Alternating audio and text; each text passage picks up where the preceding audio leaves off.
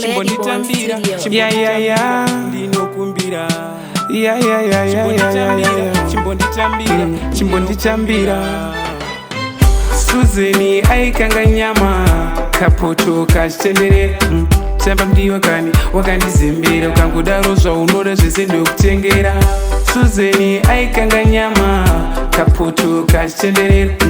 tamba mdiwa kani wakandizembera ukangudaro zvaunoda zvese ndokutengera tepi yako ndaitsvaga ndikaishaya ndatenderera kani kuroma kumakwaya mwanasikana wakanaka uri gwaya mumwoyo mangu kani handide kukushaya kwakanaka une chivakashure ndatorwa mwoyo ndiri kumashure ndikati rega mwana zvangu ndimutsiure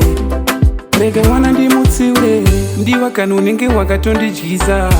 kozi ndozonyanya kukudisa zvimwe zvacho kani handichazvinzwisisa chimbonditambira ndinokumbira chimbonditambira ndinokumbira Suzeni aikanga nyama kapoto kachitendere tamba mdiwa kani wakandizembera ukangodaro zvaunoda zvese ndokutengera Suzeni aikanga nyama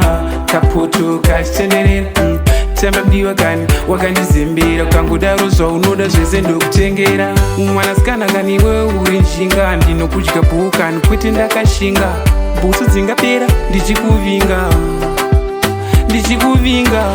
Suziwe nyatsotweka akanyatsozadza munhu akakupfeka Suzeni aikanga nyama kapoto kachitendere